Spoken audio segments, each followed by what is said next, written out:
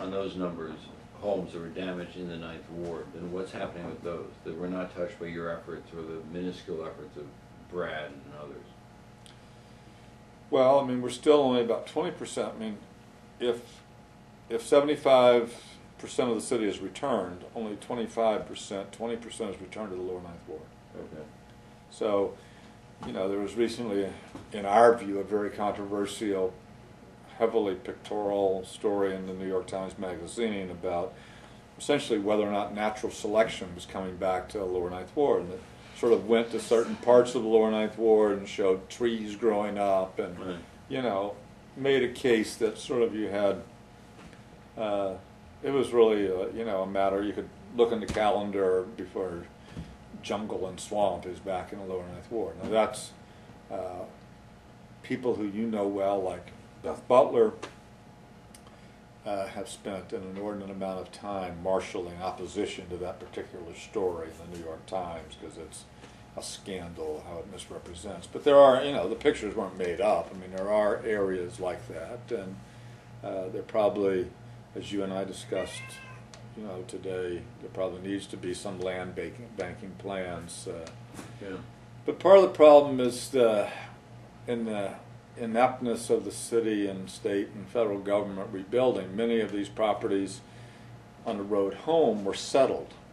So the state, meaning the government, essentially bought the homes for a discounted price and now controls that property. And so you have this vast inventory of houses that are owned by New Orleans Redevelopment Authority, NORA as it's called now, New Orleans Recovery Authority. So they have this huge volume of houses, and they have no plan for how to distribute the houses, clear the property, maintain the lots in many cases. So a lot of that property is now people who very honestly said, we can't come back. Uncle, take it. And Nora took it. Mm-hmm. And now has no plan for it. Now, they tried, and some of that's what became Brad Pitt houses, Make It Right Foundation houses. They acquired that property for free. At one point, ACORN was given some 125 lots in the lower Ninth Ward to redevelop. As you know, ACORN Housing Corporation, once it was defunded from any federal grants, wasn't able to realize that project. So past the first 2, 3, 5, 6 houses they got done, those houses they've now reverted back to NORA. The AFL got a whole bunch of houses, never developed, all going back to, you know, in the process of going back to public ownership. So you didn't have the financing. Right. And who runs NORA? Like how do you pressure them? Well, you know, a board and people appointed by the last mayor, and the new mayor is trying to get, you know, pressure on them, and there's reorganizations, and it's a constant controversy and a constant, you know, focus of activity and action. The problem is, you know, where the community organization, ACORN's successor, is caught on this dilemma is they still desperately are working with people trying to come back, yet the property is fallow now. So you have this resource gap without necessarily any program that's going to resolve that gap.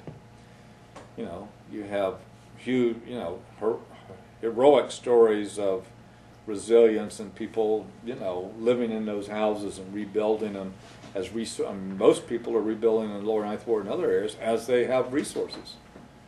So that's a long-term project. You know, it's living in the back room, the front 3 rooms are still gutted, and then the kitchen, and then, you know, not a portalette, but a bath, you know, and these are some sad stories, some, you know, heroic, courageous, terrible, vexing tales. But there's also a huge amount of property that, you know, I've started to argue, as you and I were talking about earlier, that maybe we needed to. But they do in a lot of cities now, Youngstown, Detroit, where there's been massive, you know, shrinking of the footprint, population, deindustrialization, everything you can name, is if they can, Buffalo's another case in this, if they can finance the the demolition of these abandoned properties, trying to get neighbors for, you know, a song, $100, $300, whatever, to do a neighbor buys a lot next to them. Their little, you know, house lot all of a sudden becomes a compound where they have, you know, a lot on each side that they're picking up for nothing, essentially because it's a public benefit for them to maintain the yard, if nothing else. The city can't afford to demolish and can't afford to maintain. So they end up with a bigger, well, still, if you don't have enough people coming back, you still have other property that nobody necessarily wants a half a block over there, 2 blocks away. I mean, how many days can you run your lawnmower, you know,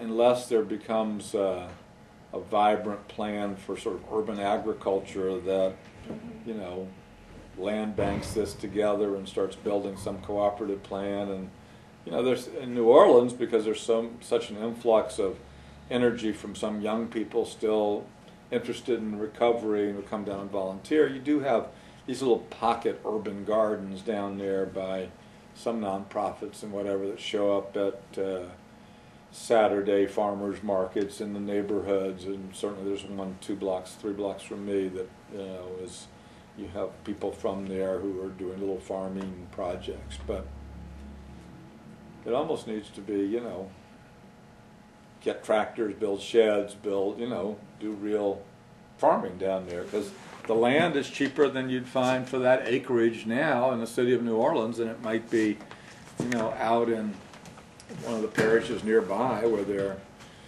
you know, growing whatever. And I think that's true in a lot of cities, unfortunately.